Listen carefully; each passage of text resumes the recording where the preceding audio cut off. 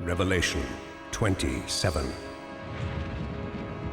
When the 1,000 years are over, Satan will be released from his prison.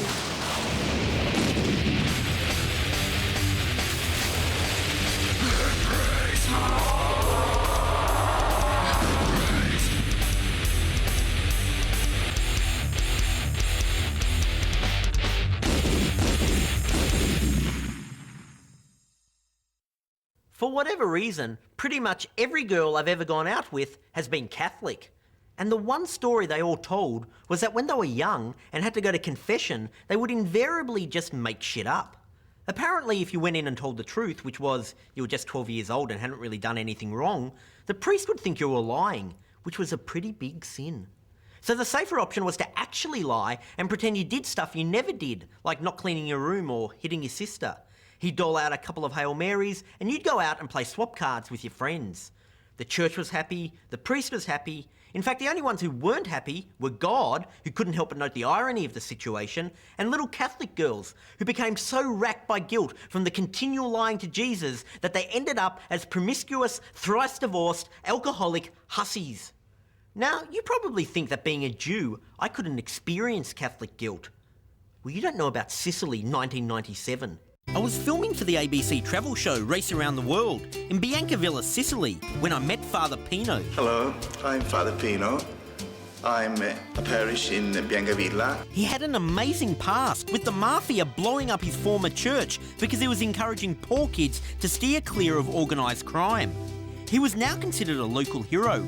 Whilst I was in town, he offered to put me up at his seminary. He said he had another place to stay and I could sleep in his bed.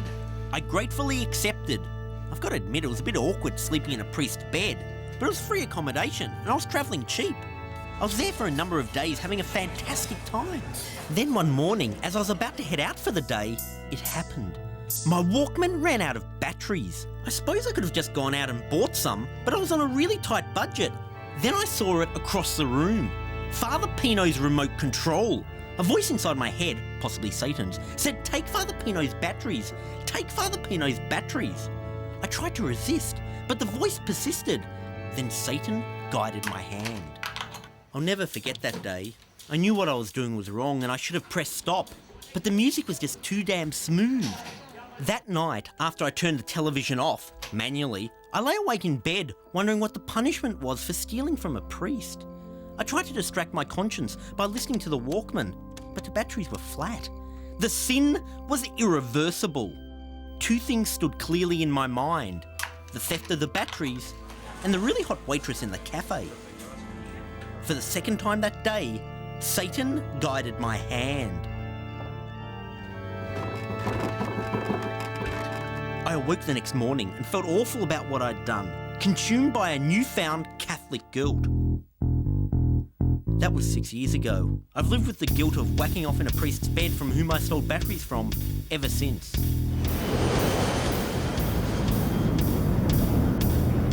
I decided I need to make amends and confess my sins to a priest. But not just any priest, Father Pino. Father Pino, good to see you again. Good to see you again. See you. It'll be changed. At me? You're fat. So in your new position, do you have to take confession? Oh, of course. Is that like once a week or something? No, every day nearly. Why does the priest have the right to forgive people? We believe that we are only men, but we represent Jesus, and Jesus forgives them through us. Yeah. Oh, we can come? I have to confess. Just don't know how to bring it up. It's too awkward. The whole masturbation thing. Yeah, I lost nearly 20 kilos from the last time. Wow. And you were saying before that sometimes you have to go to like another priest to, like, you know, when you confess and stuff like that. Who do you go to? Here? Yeah. Oh, I've got a friend. But A priest. yeah. Do you ever find it embarrassing to confess to him because he's your friend? And No. so just say you say something in confession that's like embarrassing, and then like later you have to, you know, you're down at the pub or something talking to him. Is that like embarrassing? No. What is spiritual has to be cleared. chickened out bringing it up over lunch, but I had a plan. I'd find the right moment, steer the conversation to the general topic of confession, then let it out. So before you were talking about confession, what's the worst thing anyone's confessed to you about? So how does confession work in Catholicism? So when you go to jail and talk to criminals, now what do they like ask for forgiveness and stuff like that? So you're saying, so would the Pope confess, have to confess? And when did confession booths start? Like when did, well,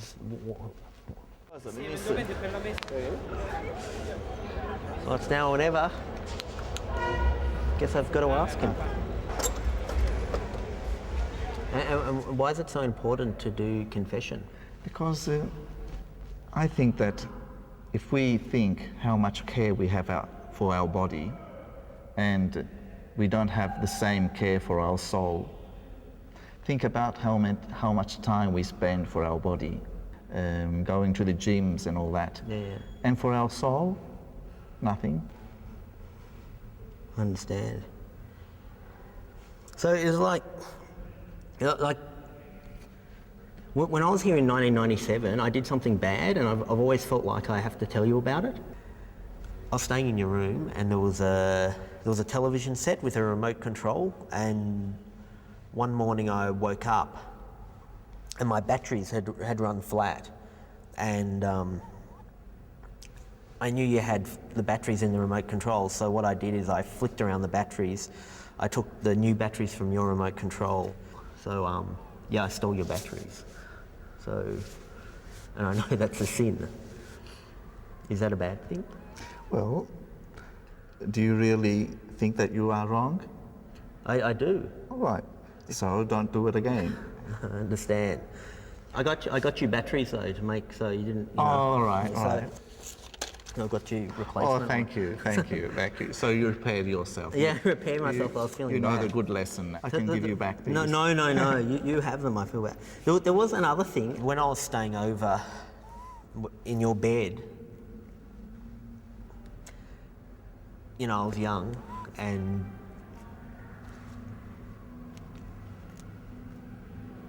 but basically when I was sleeping over there, one night I masturbated in your bed. And I just thought, that's pretty bad, because masturbating in a priest's bed is pretty bad. And I was wondering if, can you get forgiveness for that? Well, it's more embarrassing for you, not for the bed.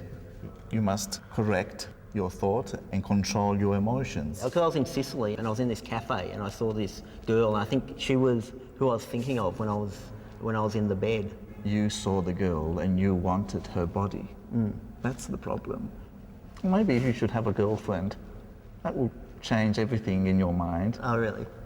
You are full of yourself. I'm full and you're of not myself. able to let no one in your heart. That's wrong. Oh, before we eat, I would like to say thank you for your sincerity, because this is the main thing that helps a person to change. And this is the main thing that we want for a good confession. So thank you very much for all this. No, thank you, Father Pino, for forgiving me. Oh, of course. I forgive you, of course. But you are a good kid at the end. Well, I promise you, I will never whack off, not only in your bed, but any priest's bed ever again. Oh no, it's not the bed the problem, I told you at the end. The problem is having more control. Look, I'm tolerant. I'm the Mahatma friggin' Gandhi of tolerance. I don't mind what you do, what you believe, how you dress, or who you bang. To paraphrase Salt and Pepper, if you want to take a guy home with you tonight, it's none of my business. If you want to be a freak and sell it on the weekend, it's none of my business. I just don't care.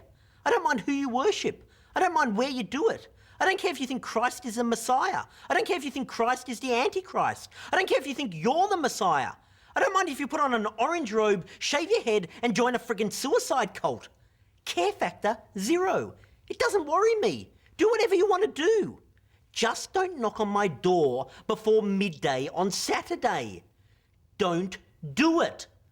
I'm looking at you. Mormons? Now listen up, Mormons. A lot of people would say you're freaks, that you wear special underpants and worship some guy with magic glasses, that you're not proper Christians, that in fact you're a cult and your theology compares unfavourably to the Raelians, the Branch Davidians and Harry Potter and the Philosopher's Stone. But not me. I think you're fine. You definitely don't make less sense than the Catholics, Muslims and Buddhists. However, the Catholics don't come round bashing on my door on Saturday morning. The Muslims and the Buddhists don't come round bashing on my door on Saturday morning. Even the Salvation Army, who rock up with their trumpets, bassoons, tubas and tambourine ensemble, making more noise than Iron Maiden, have the common decency to wait until after lunch. But that's not for you Mormons, is it? You're up bright and perky on Saturday morning after going to bed at 7:30 the night before after watching some Benji movie. Well, I wasn't. Maybe I was out living a little. Maybe I was out till 5 in the morning drinking Kahlua and milk and dancing to Yaz and the Plastic Population. You didn't think about that, did you? You didn't factor Yaz into your little plan to ring my bell at 8 in the morning? I don't remember that bit in the New Testament where Jesus says unto his flock, go around and annoy the shit out of people by bashing on their door. I must have overlooked Deuteronomy 13:11. Blessed is the man who goes around banging on people's door at all hours of the morning, for he truly is Jesus' little friend. Listen, Mormons, I fair dinkum have put up with your crap long enough. And seeing you Mormons seem to be so open to the concept of door-to-door belief pushing, well, it just got me to thinking. I've come to Salt Lake City, Utah, the world capital of Mormonism, the spiritual home of LDS, or the Church of Jesus Christ of Latter-day Saints. I've got my pamphlets. I've got my copy of Origins of Species. I've got my atheist badge. Let's do some good. As religious door knockers always travel in twos, I thought I'd drag along my director, Craig Melville. Hello, could I take a moment of your time? I'm John and this is Craig, and we'd like to take a moment of your time to talk to you about atheism. Would you be interested in that? Actually, no, probably not. To talk to you about atheism and the way it can change your life? No, thanks though. Basically, what us atheists believe, that the Bible isn't really true and that it's all just stories. I'm a bishop Oh, really? in the LDS Church. The oldest church. Well, have you ever considered atheism? We believe that the Bible is just made up and it didn't really happen. Okay, then beat them. That's stupid. We follow the teachings of a man named Charles Darwin, who's an evolutionary biologist, and he brought an amazing message to the world. For example, did you know your relatives were monkeys?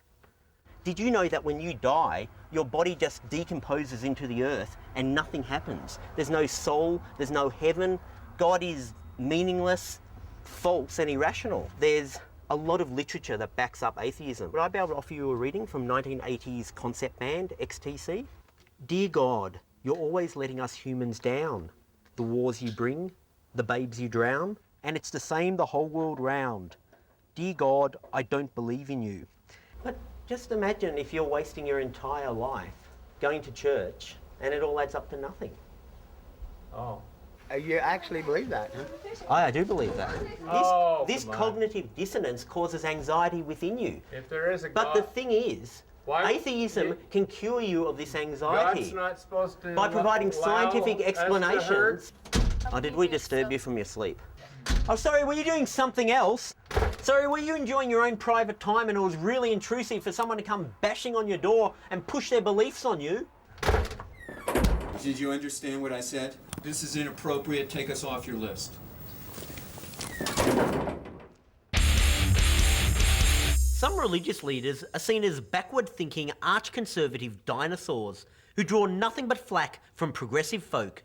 Other religious leaders seem to carry about them an aura of cool and are considered to be right on by these progressive, socially aware types. The way this crowd sees it, if religious leaders were soft toys, the Dalai Lama would be a fluffy little teddy bear, while the Pope would be the Chucky doll from Child's Play.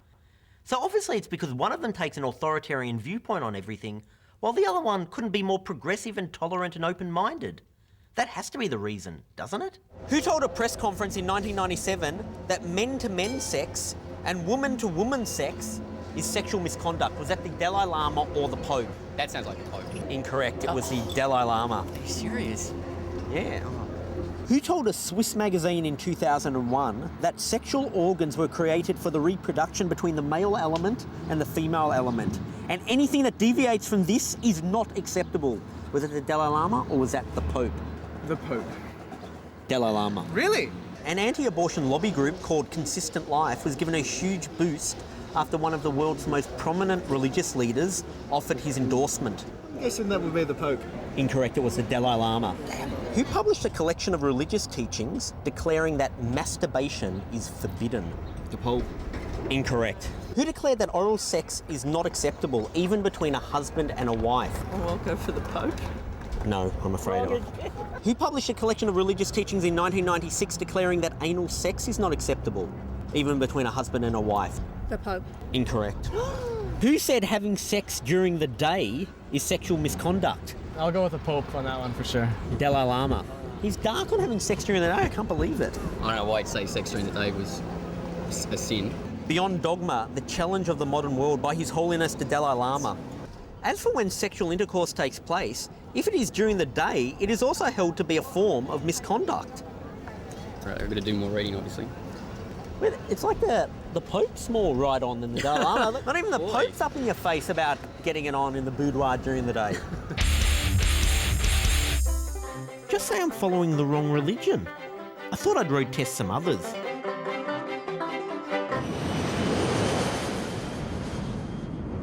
When the Beatles' George Harrison wanted to find God, he took a plane to India and hunted out a Hindu guru. And it seemed to work for him.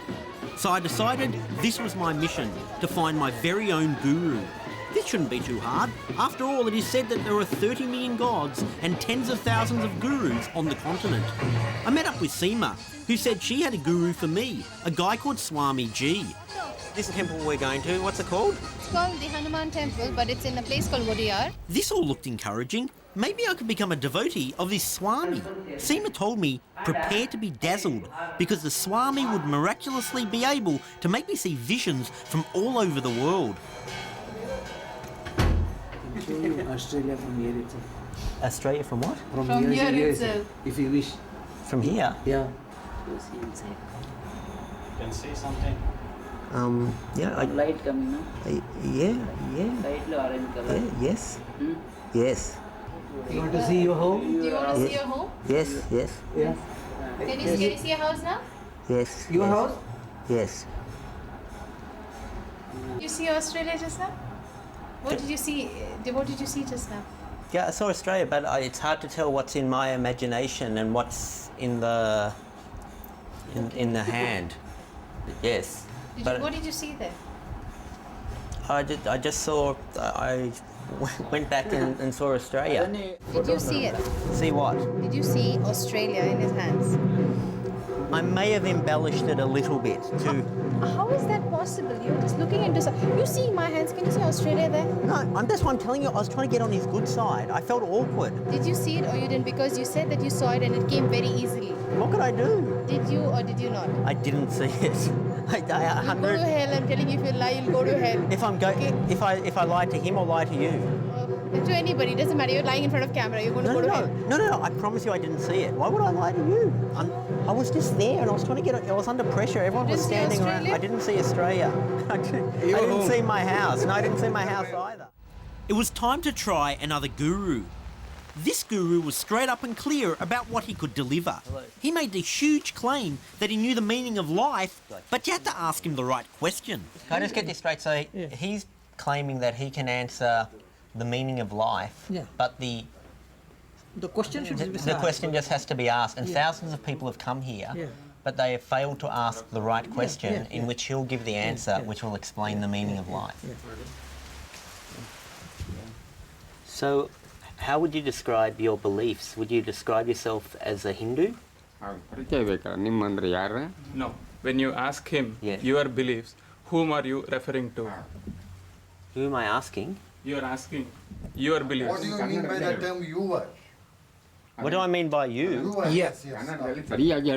Well, I meant you in this physical form here. No, there is no relation between him and the body.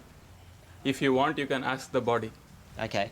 So, so you in this body, would you describe yourself as Hindu? No, you said you believe you are a Hindu. Yes. You are asking whom? Whom are you asking that question? The person I see before me. The body you mean? Yes. No. But okay, there's no body or something. No. He wants to know first who that is you are talking to. Well, I thought I was talking to him here in this seat here, but obviously I'm wrong. When one loses his individuality through action and wisdom, he becomes free. And do you believe you've lost your individuality in this way? That you've... No. Whose individuality? His individuality. I've been told I have to go off and write down the question that if it is phrased perfectly correctly, he will respond with the meaning of life. I've put down, can the meaning of life be answered? There's no you and there's no I. He can't get around that. Oh, what is the meaning of life? I'll just go with that one. What is the meaning of life?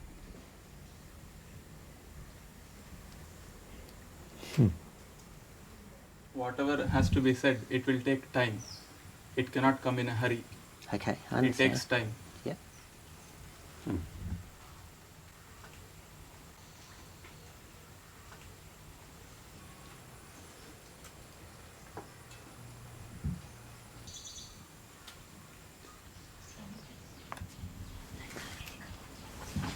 He left and never answered my question.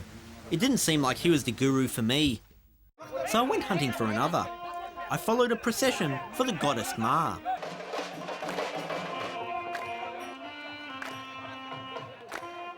I got to splash around in the water, but I could do that back home at the Balwan Baths. Where was my guru? Then my journey took a turn. I met Narendra Nayak, the president of the Indian Rationalist Society. Narendra, why shouldn't I have jumped in the water? Because the water is very contaminated with all sorts of bacteria and viruses and whatever you have. It's contaminated with sewage. Apparently the claims of the gurus I'd met were pretty minor compared to other gurus who claim all sorts of supernatural powers. But the so-called spiritualism in India, as far as I have seen, is a total 100% fraud. Narendra went around to villages and universities, putting on demonstrations, showing the supposed miracles, then debunking them. I show the common man that they're not due to supernatural powers, anybody can do it. A particular favourite amongst the gurus is to claim that because they can resist pain, they must be godlike. Do you feel any pain? I don't know. No pain? Narendra showed that some painful-looking things aren't that painful at all. Yeah, how about passing it through your back? Oh, it's probably a bit sharp, really. Please, don't touch the car. Are you sure that doesn't hurt? Oh, it doesn't hurt. He wanted me to come along and help him with the demonstration, saying my white skin would be a bit of a gimmick for the crowd.